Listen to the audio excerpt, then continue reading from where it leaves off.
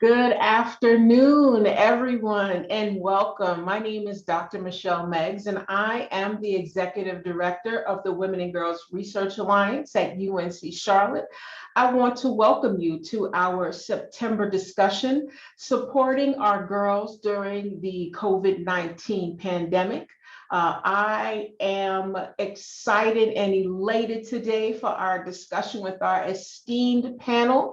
And what I would like to do is welcome them. I will introduce them briefly and I will allow them to introduce themselves in their own way. I want to start with our moderator, Dr. Julia Jordan-Zachary, who is Chair and Professor of the Women's Gender and Sexuality Studies at Wake Forest University, followed by Dr. Matina Davenport, who is a postdoctoral research fellow at the Ohio State University, you have to say it that way, and the Nationwide Children's Hospital Center for Child Health Equity and Research Outcomes, Ms. Janiyah Massey, who is the founder and executive director of the Stiletto Boss University, Professor Kelly Finley, who is founder and executive director of Girls Rock Charlotte and senior lecturer at the Women's and Gender Studies Department here at UNC Charlotte. And last but certainly not least, Dr. Tacola Ross, who is clinical assistant professor and field director at the School of Social Work here at UNC Charlotte. I expect that we are going to have a very robust discussion on how we can support our girls during the pandemic. I would ask that you would post all of your questions in the chat and we will get to them. And at this point, I am going to turn our discussion over to our moderator, Dr. Julia Jordan-Zachary, and I will turn it over to her hands. Dr. Jordan-Zachary, I turn it over to you. Thank you, Dr. Meggs, and for encouraging me and asking me to participate in this particularly important discussion. And how do we support our girls during this time of this ongoing pandemic? Before we get going, I also want to thank Taylor for all of her behind the scenes work and organizing and making sure that we are here effectively and efficiently. And before we dive into our conversation, if we can just take a moment of pause to honor our ancestors and to recognize those that we have lost as a result of COVID. So if we can just take a moment of pause, please.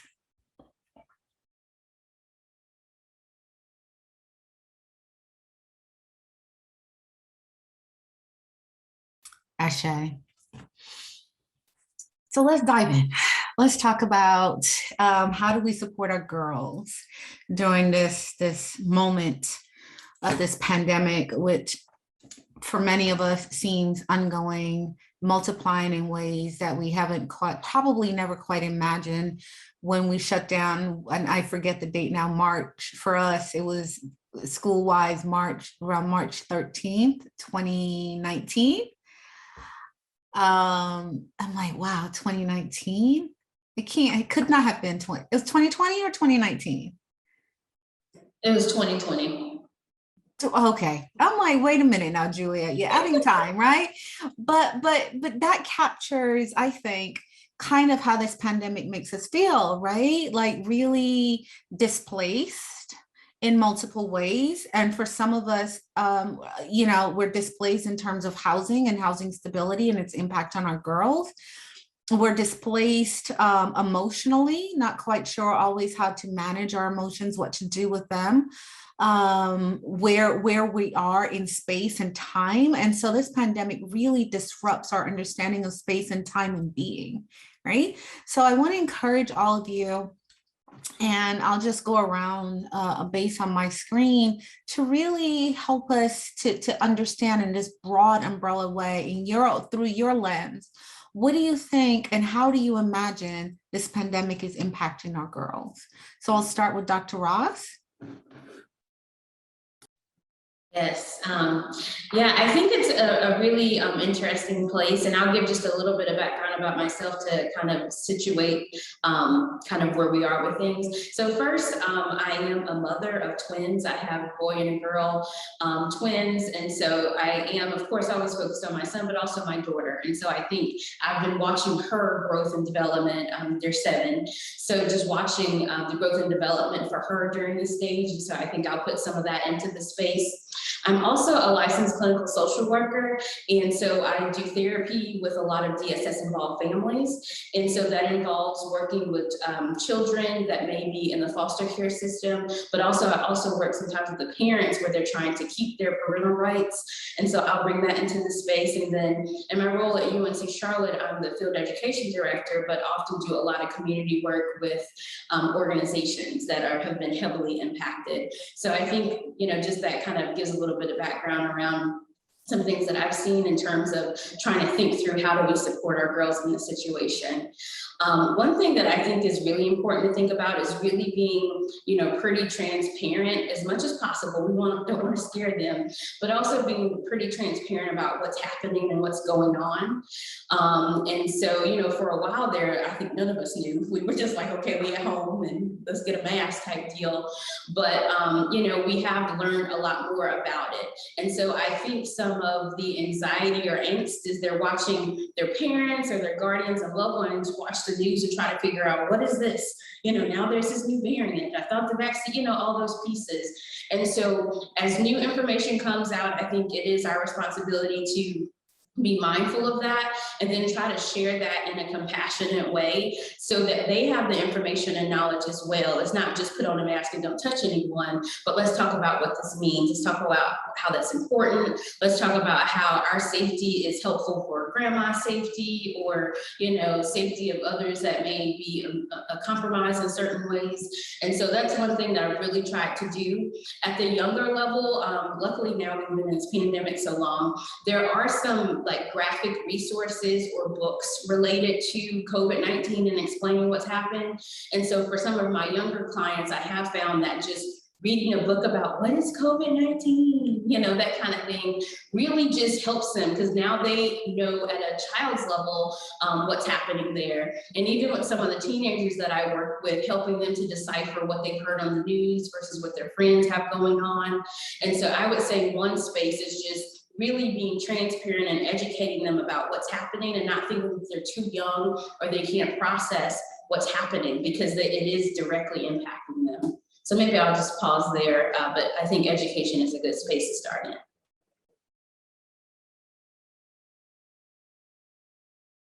Oh, thank you for that, Dr. Ross. And let's go to Dr. Davenport. Would you just kind of share your general overview and then we'll, as we go on, we'll dig a little bit deeper. Yeah, of course.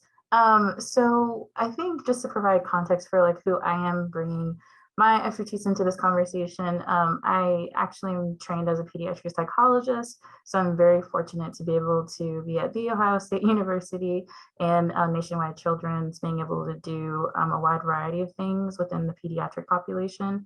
But in particular, I work in the NICU. So this pandemic has been ground shaking for not just our girls working in primary care, but also for our moms. And some of those moms are girls. So that makes things really complex really quickly when there's no childcare, or it's really difficult for maybe their caregivers to get them to the space to get services and things like that.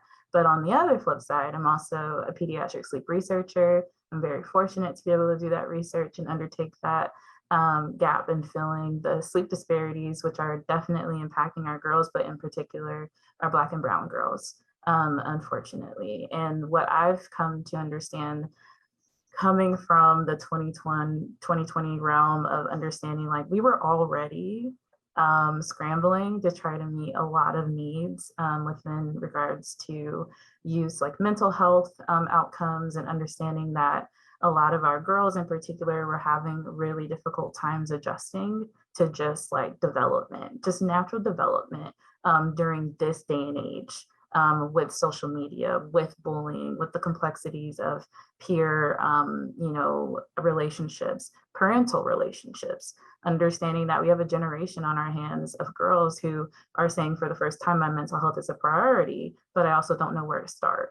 Or my mental health is a priority and my family's actually the reason why I have a lot of these unhelpful behaviors that I've learned, or they're owning the fact that there's gaps in the things that they want to achieve, but there's these hurdles in the way that sometimes feel like they're not even intervenable.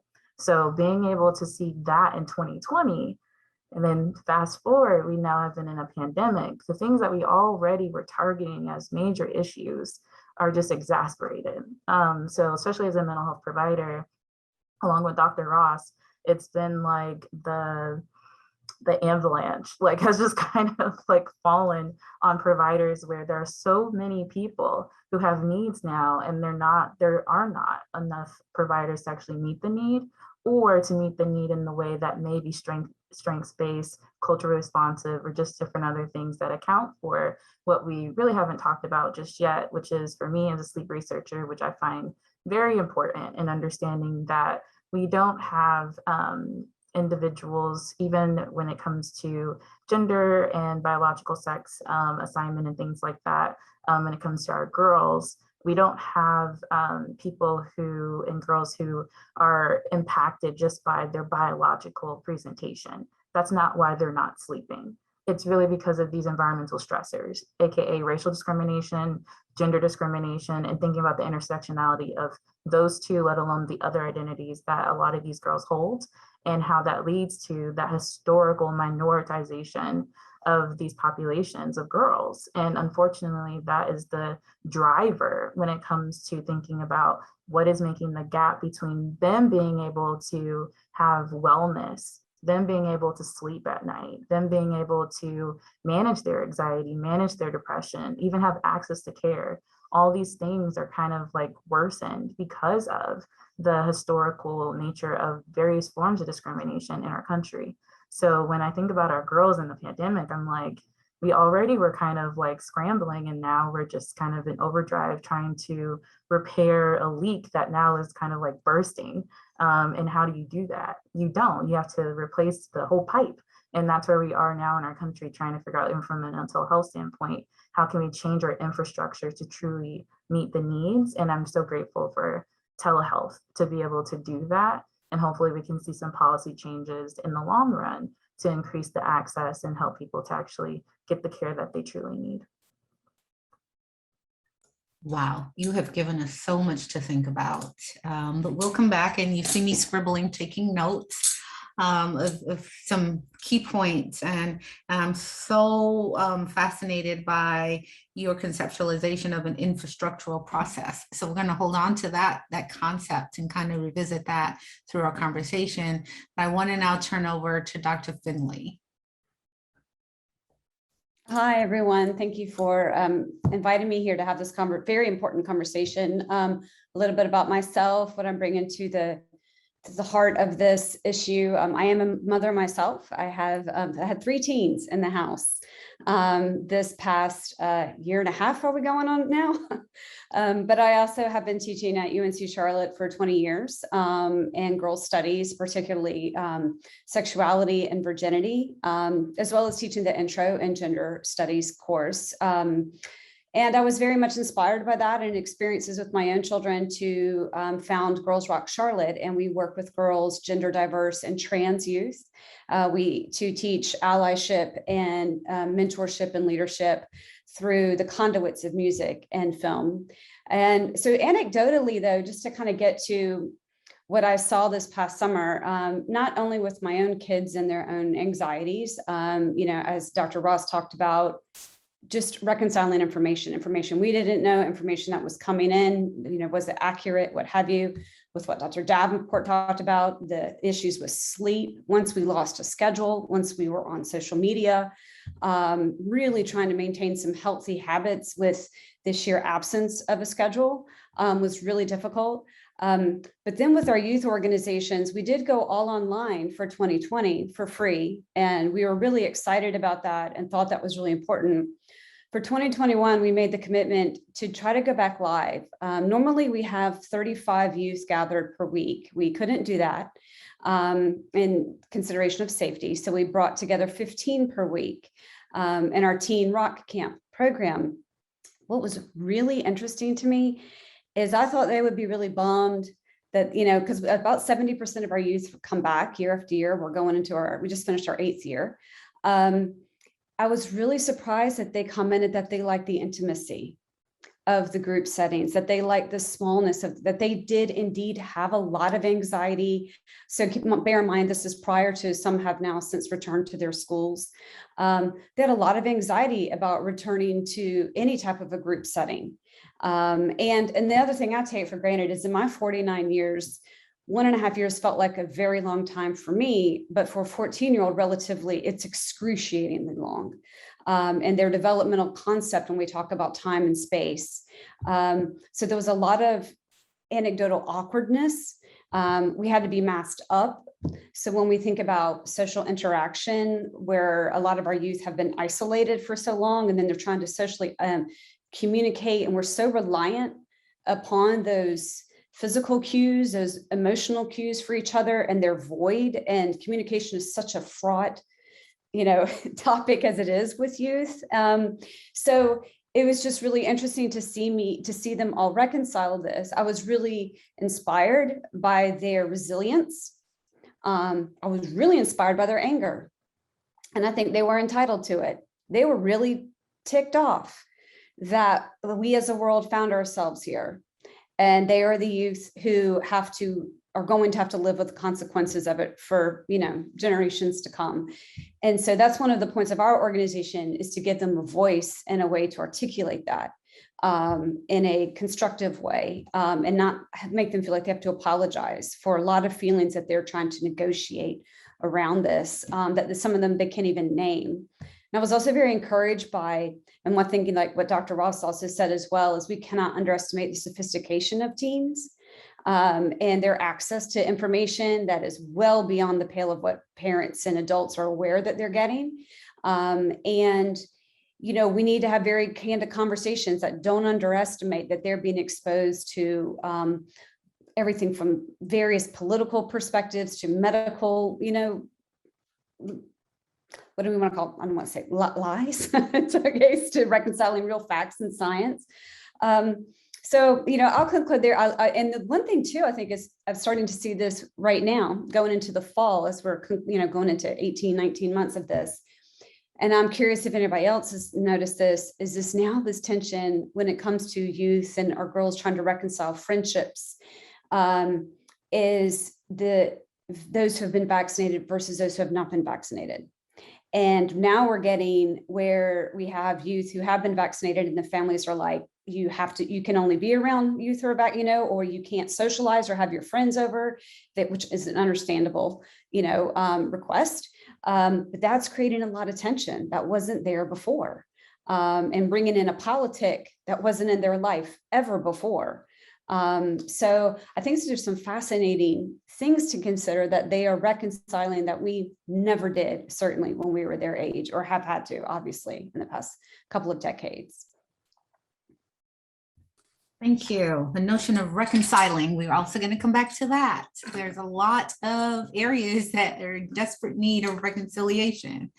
So now we're going to turn to Ms. Massey, invite you in to, share your overall kind of thoughts on what girls might be experiencing and where we are. Yes, thank you for having me. Just in full transparency, I'm having a little bit of Wi-Fi issues, so I hope everybody can hear me okay. Mm-hmm. But I really want to echo all the things that the lady said before me. I think working with youth and what I do specifically is that we teach entrepreneurship exclusively to young girls. So we work with age 11 through 18. And I think in the beginning, speaking from a youth perspective, because they were overwhelmed and had anxiety about all the things that are going on in the world prior to the pandemic, I think they were like, oh my God, I get a break. I don't think they looked at it initially like there's a global pandemic.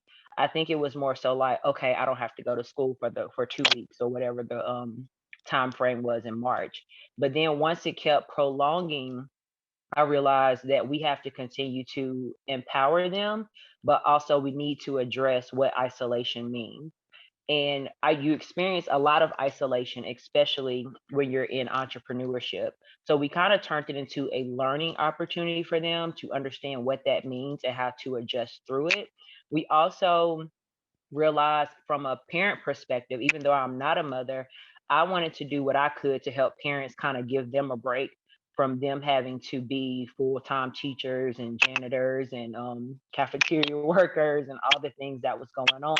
I wanted to give them the opportunity to have a break. So for us, we shifted to online very quickly. It was a quick pivot because we had some things in the work technology wise, but we wanted for them to just simply have fun and kind of have just 90 minutes where they did not have to worry about what was going on in the world, because the world was still trying to figure it out and we still are. So I will say that experiencing the anxiety, but also just being very authentic and pure with them about what they should be feeling as just young women that are evolving into this space. So that was something that we did very intentionally. And we just had a lot of conversations, but we also did make sure we made it more fun in the realm of things, because it all is about just finding the positivity and the light during this time. Thank you. Thank you for that. And I'm going to start with you, if you don't mind, Ms. Mosey. When you talked a lot, mentioned this notion of authenticity, right? And I think that you gave us a word that links almost what everybody else said before you.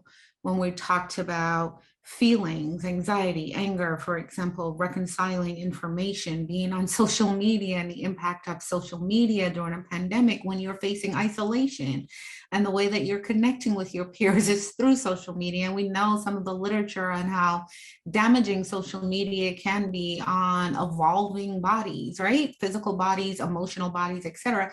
And you all did touch about this notion of the evolution of our girls in terms of their physical growth, their physical bodies, their emotional bodies, their psychological bodies, right? So let's talk a little bit about this notion of authenticity. How do we bring authenticity to girls during a pandemic when we're facing social isolation, when we're facing the fact that they are connected on through social media, and not knocking social media, but social media can be the place where inauthenticity exists, right? How do we bring that? What does that look like during a pandemic? And we start with you, Ms. Massey. I mean, authenticity for me is just being honest and transparent. So during the time of the pandemic, just me personally being a leader, I had my house flood, my car was broken into. It was constantly things happening because the world was still evolving. But I stayed so true to them and I let them know this is what's happening in my world, but you have to keep putting one foot in front of the other.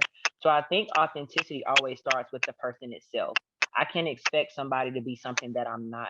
So it was a really huge lesson for me to just open up and share, and not just me being the founder and executive director, my staff as well. When things happened that were out of our controls, we talked about it, because I really do feel like everything is figure outable. What are the solutions? How do we move forward? And what did we learn from it? So I think we made sure that when things were happening and as things were evolving, that we really talked through the solution, talk through the emotion, talk through things that is not sweep anything under the rug anymore. We're past that at this point. We need to have real, honest conversations. And these kids are experiencing something that is the first time for some adults. You know, everybody is different ages. So I think Kelly made a great point of someone being 14 and how a year is long for them, but a year is still long for somebody that has been older. You know, so how do we navigate during this time? And I think we navigate in truth, and we navigate in honesty, and we navigate in really taking this time of isolation to really understand who we are and what do we want. And that is very heavy for not just adults, but it's also heavy for young kids, because they are still evolving, they are still growing. But also, one thing about social media, they have the access and the the insight to see people that look like them as they grow older. They see real life examples. They see things that are happening around them in real time. So it was really turning those things into the positive and being more open about just talking through it and not just thinking, oh, because they're kids, they can't know about this right now. We have to tell them what is going on. And even though the information changes every day, we had to just continue to be transparent with them and honest. Thank you for that. Well, so let's talk about authenticity for younger kids. Dr. Ross or Dr. Davenport, whoever wants to dive in here. How do you engage in an authentic conversation for a younger kid who might be experiencing time and time feels drawn out to them, right? What do you do with the younger kids who might not have access to social media and be able to see themselves, etc.? So, Dr. Ross or I'll go ahead and jump in. My perspective and view that I use is kind of this idea around authenticity is that everyone, even young children, have access to it. It's within them already, and it's just my job, or it's our job, to provide a safe space and helping them to find that and then flourish. And so I'm careful to make sure I never start from a place of deficit. It's just that we haven't discovered it yet. So at a very practical level, it's just a lot of self-exploration that I might do with the kid, just starting with, what do you like? Why do you like that? How do we express it more? How do we get at more of that? And so I found that can be really helpful. And of course, I think the other thing we have to do very early on for younger children is provide a space with no judgment when they are, telling them about their quirks or things like that. And I think that has been, if we had to look at a silver lining related to COVID, is that a lot of families were home.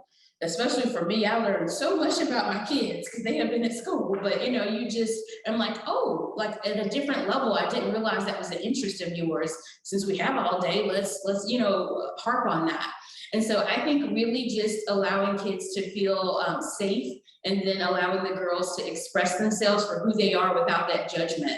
And I think if they can build that at home and in safe spaces, when they do enter the world and maybe those things aren't as acceptable, they already know that they're authentically themselves. They didn't have to be someone else. They didn't have to go find it. It was already in them. They just had to illuminate it. And so I really push that idea often as a therapist, but I think also parents can push that on their children too. You have what you need already. Let's find it. Let's make it glow. Let's make it shine. Thank you. Thank you. Dr. Davenport? Yeah, I loved what Dr. Ross said. I definitely piggyback on everything that you just said in the directions that I'm about to go. And really thinking about like that, even really just like for like youth throughout the developmental span, from like early on in toddler years all the way through even closer to that like transition age, young adulthood, emerging adulthood. The greatest threat to authenticity is really like other people's perceptions, and really understanding the power that other people's perceptions have on youth. So like their fears of what other people think, their understanding of what other people think, sometimes misunderstandings about what other people think, and their assumptions of what other people think. And that perspective taking is so key, and being able to expand that. So I think when thinking about the foundation for authenticity, the thing that I've kind of found, especially doing family therapy, even with the little itty bitties, is like the best person in the best really cluster of people are their caregivers, to model vulnerability first. So for you to be authentic, you have to be able to be vulnerable and real. And to feel safe emotionally and physically to do that, it really sometimes takes for their caregivers, whether it's their grandparents, whether it's their actual biological parents, their adopted parents, whoever, auntie, uncles, brother, sister, whoever, to really model that it's okay to express yourself in this way. Or it's okay when you feel sad and you show these certain emotions. It's okay if you want to cry. Especially not just thinking about our girls, but even for our boys as well. But particularly with our girls too, some of them have a really hard time not only identifying their emotions, but expressing them and being able to really communicate like, okay, this is how I feel. Okay, and this is how I can cope. You can't cope if you don't know how you feel first. So that's the like kind of gap in, I think, like authenticity where it's harder to attain when you're disconnected from yourself. And the best way to get connected to yourself is for you to be vulnerable so that you can identify solutions to your problems, because you're getting real and you're really being able to say, like, I'm sad right now, I need a hug. And that's a 3-year-old response to, like, this is what I need in this moment. And this is me being true to myself. Or versus like a 14-year-old being able to say, like, I'm terrified of this, particular like activity with friends or whatever else. And it's harder for me to be vulnerable with this particular group of people because they're always ragging on me. Like, how do I get over that fear if they're going to do the same thing no matter what? Well, when do you take a stand and say that I'm going to show up in this way, no matter how they respond? That is really like the end goal, is for the youth to be able to reach that level of authenticity in which they no longer are bothered by other people's perceptions, and really understanding that it's okay for other people to think this way, and it's okay for me to think this way. It's okay for other people to speak this way. It's okay for me to own the way that I speak and the way that I engage with the world. And that level of authenticity, I think, is like a buffer when it comes to really being able to promote those not only really amazing like well-being and mental health outcomes, but also for physical health. We have a lot of girls who are literally like superwoman complex in the making. And it's because they're not authentic, and they're also not walking in their power of being vulnerable because they're afraid of authenticity and what the repercussions or the consequences of that may be in failing other people. And a lot of those people really are their relatives or even friends or family or whoever, or teachers, mentors. And that is literally the reason why they're not sleeping.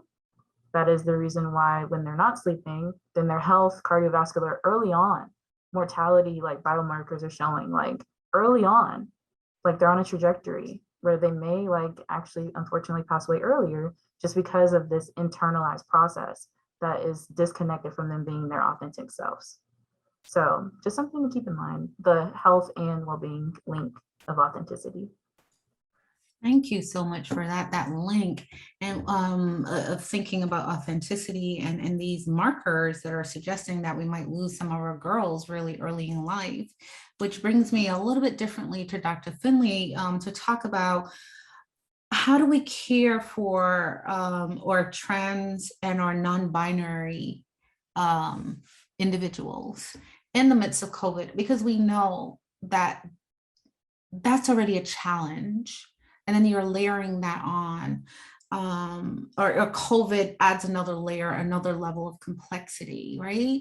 So how do we begin to care for their physical bodies, their emotional bodies, their spiritual bodies, so that we could, have them here for the long term? So I have a almost 22-year-old, and as we entered COVID, I would have conversations with her, and I would say to her, we're doing what we need to do here now because we want to be here for the long term. Right. And that was always my message. How are we in here? And so my grandmother is 93, and I would use her as a marker. I'm like, baby girl, we need to be like my man, be 93. How do we get here? How are we supposed to care for our trans and non-binary girls or individuals, I should say? Dr. Finley? Sure. And actually one of my eldest now identifies as gender non-conforming with pronouns of they. And so, I would say first and foremost, we all have to appreciate that some of these youth are not safe or out in their own home spaces. And so the only opportunity that they have to be their authentic selves and gender might have been when they were in their social spaces with their friends. And some of those probably in many cases were not supervised gatherings, meaning in a classroom where the educator or the administrator is aware that this youth is not the gender that they were assigned and what have you. So we need to hold that space. But then I would also say too, to think about, like, for example, there are Zoom technologies. One of the things we always do, and I always do it now in my name, is to make sure I always put my pronouns. And encouraging youth to use their name that they identify and want to use, and encouraging them to use their pronouns. and creating that digital space for them, or that virtual space when we gather in this medium. And then physically, was actually really touching for us. And I know that we curate for youth, and we know that we are a safe and affirming space and have been for quite a while now. But I was really touched that about 30% of 15, I know this is a small number, but this is just anecdotal, came to our camps this year identifying as they. They're far more comfortable with exploring their gender identities. And again, this is anecdotal, as well as we're starting to see I'm seeing this out there, that our youth are far more sophisticated when it comes to conversations about gender. They are far more sophisticated about the different options that they can explore and find their true, authentic gender identities through social media, definitely, and online. So they're coming to our organizations and our classrooms with this. And, it's on us as adults to educate ourselves so that we understand, and then create a space so that they can be their authentic selves. And one of the other things that we are mindful of is they might feel like we as adult mentors, as some of us, in this group are, work with the youth all the time, they might be their authentic gender with us, but they might not be out with their caretakers, and they might not be out with their parents. So it's being mindful that, and we intentionally ask the question, when your parent or your caretaker comes to pick you up, do you want me to use your assigned pronoun, or do you want me to use your authentic pronoun, the pronoun that, and the youth always appreciate that. So I think that those are just some of the basics that we can do. Again, I'm an eternal optimist, especially the older I get, and I refuse to be beaten down. I'm really excited that they're 2021, after everything that they've been dealing with, that they're still coming to the table with a lot more sophistication and compassion about this than we give them credit for, or many of us and our peers have. So that's an exciting part for me when it comes to that. Thank you.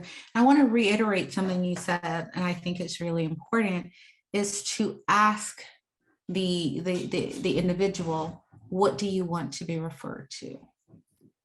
Right? And to honor that. Because we don't cause harm, but also to let that individual know that we see you for how you want us to see you, and the value of that. So I just wanted to reiterate that a bit. I'm going to pivot a little bit and talk about class. It's kind of underlying some of our conversation so far. And so how are we to serve our girls when we add class to the impact of COVID, or class to our conversations on COVID? And, not to throw you under the bus, Ms. Messi, but you talked about teaching girls entrepreneurship, right? Which to me, having taught several classes on women and girls, we know that part of what we're seeing adult-wise, the impact of COVID, has to do with class. And what we know is that women oftentimes find their way out of poverty and lower socioeconomic situations, which compounds all these other issues through entrepreneurship. So if you can talk about the value of that as a way of, if we ever are able to get post-COVID, and I'm not pretending that we're anywhere near post-COVID, but I'm idealistic, hoping we will get there. How are we grappling with class? Because we cannot go back to, life as normal, because we've seen how class has this impacts or deepens and offers more complexity to the impact of COVID. Any thoughts on that, Ms. Massey? Yeah, so immediately in going virtual, the digital divide was already an issue, but it just magnified. You really saw the lack of students that had access to not just Wi-Fi, but to an actual laptop, desktop. Most of the kids are on their phones 24 hours a day. I think they look at them even when they're asleep. They're watching everything. They're not just watching social media, they're watching Netflix, they're watching all the things on their phones. Even when you see young kids, like it's always amazing to see a 2-year-old know how to use an iPad better than me, because I just don't know.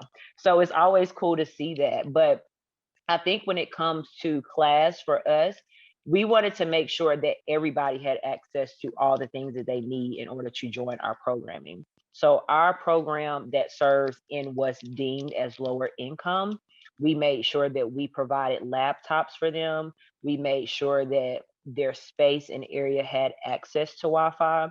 So if that was leading conversations with our partners to make sure that the Wi-Fi was public in their neighborhoods, that was something that we were very strong with advocating for that community. We did that.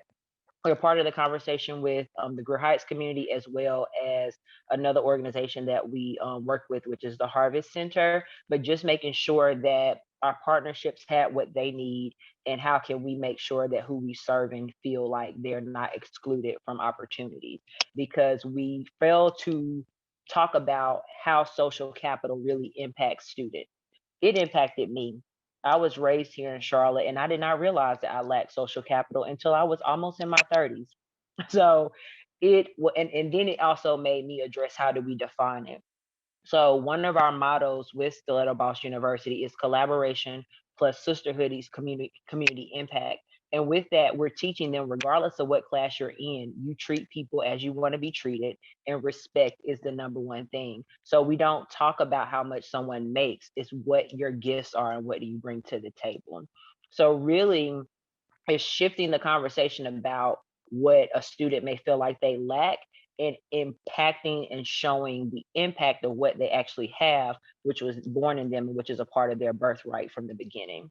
So that was something in regards to how we wanted to empower them, but also, let's be honest, tell us what you need so we can get it for you. We are a nonprofit for a reason. We are here to serve you, and there should be no shame in you not having certain things that you need, because you are not the only one that does not have it. And just making it very clear that a digital divide is across Mecklenburg County. It was a school-wide issue. It wasn't just one person. So I would say that's how we address class, but also we make sure that our program is diverse when it comes to socioeconomic status. So it's not just we're serving low income kids, we're serving all kids that want to learn about entrepreneurship and how to not only be self-sufficient, but to continue to know how to take care of themselves in the best way possible. So that's how we addressed it. Thank you. Thank you for that. So I'm going to turn to Dr. Ross, if you want to jump in here, because you talked about a little bit about foster care system, being in a foster care system. And I know that some of our girls go through foster care system, age out of the system with nothing, with absolutely nothing. Right? Yeah, I think you're absolutely right about that. One of the things I think I've been really involved in is just a lot of advocacy related to class within the foster care system, because a lot of the cases that I dealt with since we've been in COVID have been DSS was called out because maybe the kids were left home alone for an extended amount of time. But that's usually because the kids were in school while parents had to work, which is, you know, directly a class thing, but we also know that there's some racial pieces because unfortunately we found within the foster care system and DSS that there's some racial pieces too, and that some for people of color, they're more likely to have a case opened, which leads to a whole host of other things. And so a lot of the work that I've been doing is really trying to, sometimes that involves me going to court and talking with caseworkers there and other social workers about, you know, this family, and helping them to understand it wasn't necessarily a case of neglect, but the parents have to work to feed their children. And so doing a lot of education around this piece and how that class part is connected. Specifically, I've also seen with some of the girls related to class, and helping them understand that class is unfortunately some of the reason why you're having to watch your brothers and sisters, why, you know, I know of other people who had private tutors, but you don't have that because it's related to the income and the funds. And so really trying to figure out how to get them connected with other community programs that are focusing on some of that financial wellness piece. I do think that does tend to lack a little bit with foster care, where I understand the first priority is around the safety of the children, but we also, and especially my role coming in as a therapist, is I'm interested in that holistic part. So once we figured out that the child is safe, now let's talk about different development And part of that would include the financial piece. And it's something I'm pretty passionate about as well. I actually just went through a recent training. I'm a certified financial social worker. And so really the goal around that is not necessarily like the dollars and the cents, but the emotional wellness around money. And so I've started to incorporate that into my sessions, even with some of the younger girls. Let's talk about this. Let's talk about why you're scared to throw your food away, or why you're, like that's related to how you see and value money, how it's used, why when you get $2, you have to spend it right away. And so really, again, kind of pushing those ideas and thoughts early about how there is some emotion connected to their money and spending, and how if it's not addressed and educated earlier on, like Jania talked about, kind of that social capital piece, once they age out of the system, there are not as many supports as there used to be. And so where does that leave them? Thank you for that. I love this concept of a financial social worker. And I think COVID really made us realize why we need those types of services, right? And because class makes us vulnerable in different ways. And we need to think through that. But we're going to get there, because we're going to pivot a little bit more and talk about this infrastructural process. So we've spent some time looking at the internal girl, the emotions. There's reference to anxiety and anger, and I wish we had more time to unpack anger, because when you layer anger on to a body that's classed and raised and sexualized in a particular way, anger becomes this place of punishment, right? And I think, and maybe we can go here. Let's go here, and we'll get to the infrastructural process. I'm monitoring the time. But our girls are going back out into the world, quote unquote. And they bring in a range of emotions. They're bringing a range of experiences with COVID, because we know not every girl had the same experience with COVID. How are we helping our girls transition? How are we helping these girls transition from being home for 18 months to now going back out into the world? And let's start with Dr. Davenport.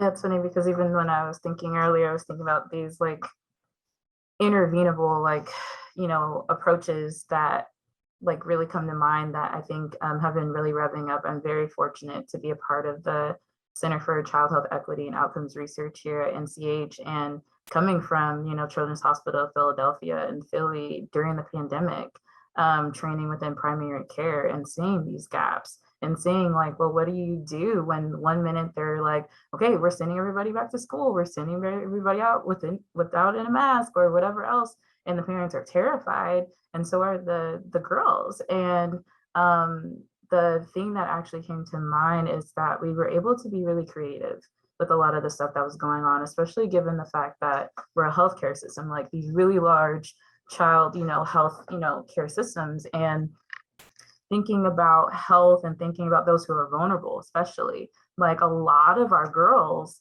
are also in weight clinic. A lot of our girls are also in asthma clinic.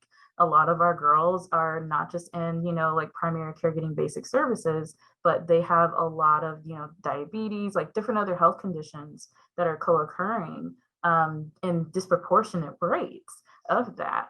And unfortunately that, is linked to that like anxiety and that fear of going back to school, and will I be okay? And will my family be okay? And understanding that a lot of these girls are just one part of a whole family.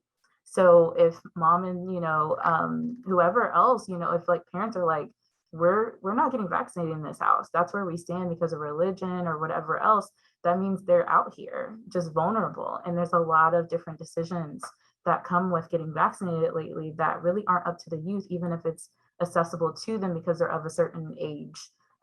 So that is just something to keep in mind too. But the intervening of just like wellness perspectives, primary care has been a huge point of intervention for a lot of youth in general, but especially for those who are typically Medicaid or what they would say are lower income populations or things like that, especially in our inner cities. Primary care is like a huge ability for us to reach a lot of kids across vast, areas, thinking about rural context, because poverty in rural context is really different from poverty in the inner city context, and like all these things matter, but how do you meet people's needs? And it's really like Dr. Ross was saying, like you have to get creative, and the way that we do that is providing mental health services and therapy really like in a very low, either for free or in a very like accessible way in primary care. And then the other thing that we're able to do for youth is like, you know, tag team and work really hard with, you know, our social workers. Those are like my esteemed colleagues who I love so much in every space, in a pediatric space, because they are able to not only provide therapy, but also understand like the whole picture. And as far as like community resources and things like that. And as a psychologist, like I've become a little bit more well-versed, but there's still like things that if I'm new to a system, I don't know yet, but usually I can go to a social worker who's amazing and understanding like what are the things that can meet this particular family's needs right now. And when I say family's needs, it's not just like the fear of going back to school in that transition. It's like, do they have like, you know, we were talking about earlier, like access to internet, access to technology? Do they have access to still like, you know, these basic needs have not gone away? Are they sleeping? Like, and if they're not, maybe it's because they don't have a bed, or maybe they're room sharing with siblings, and maybe they need like a different change of environment for housing. We haven't talked about this yet, but homelessness.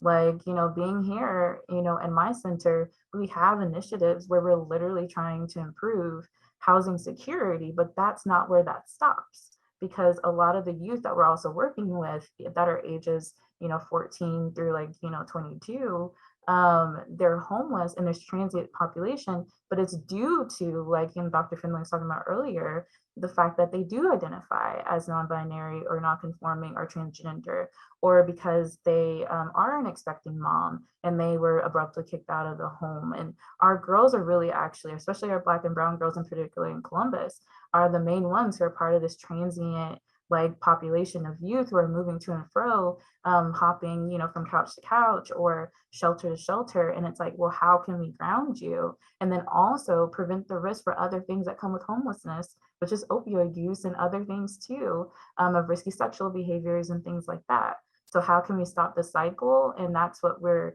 you know, thinking very strategically about right now, is like understanding that, you know, there's research studies that show like, you know, just because you give someone housing doesn't mean that things are automatically solved, because do they feel safe? And they may have actually felt safer sleeping on the couch of their friend's house than they do in this new apartment that you gave them, and they've never had anything like this to themselves before, and they miss their family and it's only them. And it's like, well, what do? You have to keep thinking creatively to really address the fact that we have to stay to the ground level of asking these really hard questions of like, okay, just because I give you resources, or just because, you know, I magically give your child a bed, is your neighborhood safe? Like in Philly, they had a drastic increase in crime while I was there. It literally increased, it doubled. It was already at the max capacity that you could ever imagine, like in being the most violent city in America at one point. And then it doubled because of the pandemic. The violent crimes were just like exploding from the seams. And a lot of people were like, my kids can't leave the house. And now you want them to go to school. And I'm like, I don't even want them to go down the street to go to the bodega to like check out whatever or hang out with their friends. Like they can't sleep and they can't do things that are basic, like get food with their friend or get exercise. They can't move, but we want them to be well and go to school and transition to the rest of the world. But the world is a little bit abruptly like on fire right now. So how do you address holistically and intervene, not just at the individual level and give therapy or give resources, you know, to a family, but how do we change society? That is really the only way that we can holistically help our girls. Yeah, thank you for that segue. And I know we are butting up at 1 o'clock. So again, I'm going to pivot, and I want each of you to think about the infrastructural process. You know, I'm fundamentally a teacher, right? I warned you the test was coming, right? The infrastructural process, and give one specific or key thing that you would love to see addressed as a means of supporting our girls, regardless of where they are, urban, rural, suburban, you know, who they are age-wise, et cetera. If we could just think about one thing, if we were writing a white paper and we were saying, here's some policy suggestions, and each person gave one thing, what would that one thing be? I hope I spoke long enough to give you a chance to think about that without diving in. So Dr. Finley, would you like to lead us off with your one thing, please? One thing. Ooh. From an infrastructural process perspective. Yes, please. From an infrastructural. Ooh. I've been thinking about this issue with authenticity and kind transition and kind expectations that we need to have. And we do have the power within the institutions that we either run as nonprofits or we're educators or service providers, what have you, to have kind expectations of ourselves and of our girls and youth and this time, be it that we need to reevaluate our academic expectations and the levels of outputs and assessments and what have you, or access to, as we talked about, the digital divide, and to not see that as selling them short. It's that they're reconciling with a unprecedented level of anxiety. And I would just want to say on the asterisk I'd put at the bottom of our white paper, there's got to be a way to make it some type of a structural change where I'm trying to tell my kids now, I'd rather you be angry than anxious. I'd rather you be really ticked off at what happened, because that's going to create change. And, you know, I think that's what we were just talking about a minute ago, like some real changes that can happen, like Dr. Davenport talked about. Well, to me, change, anger is okay. It just means something's wrong. And yes, there are some things that are fundamentally wrong. And we socialize so many of our girls and femme youth into not finding that voice of anger and speaking from that voice. And we teach the exact opposite. Go ahead and start speaking up about this. So I don't know how we'd make that infrastructure, but you know, a whole class on it, perhaps. I'm just thinking we need a second conversation because there's so much for us to talk about, but thank you for that. Yes. So we'll go to Ms. Massey now. Do you want to give us your one thing? Yes, I love what Kelly said. I totally agree. I would say one thing that we implemented as a staff this year is we took QPR training. And QPR training is basically CPR for mental health. It means question, persuade, and respond. So I think there should be some type of policy that all people do this particular training to make sure that we are, as service providers, are able to address mental health issues and be able to identify them and understand that you may have some kids that are cutters. You know, you may see them with the hoodies every day and you may think that's fashion, but they may be cutters, or it may be fashion. But how do we address it? How do we use QPR to move forward? So I would say that. And then a bonus, I would say we need some type of grace policy. Just how do we extend grace across the board, grace for all things, all people, any size. Thank you for that. There is power in grace. Yes, indeed. All right. So Dr. Ross, would you like to give us your one thing? Yes, I think I would like to see from a infrastructure standpoint is really just to get rid of some of the barriers, particularly for the parents that tend to really still be the mothers in a lot of space. As I'm watching the news, money is tight, but we have tons of money. So let's stop playing games. Let's fund spaces for mothers to have affordable childcare. Let's fund spaces for affordable housing, because to me, that's it. They're watching, in particular, a lot of their mothers in stress. What do I do? How do I move through this ongoing pandemic? What does it mean if I get sick, if someone else gets sick?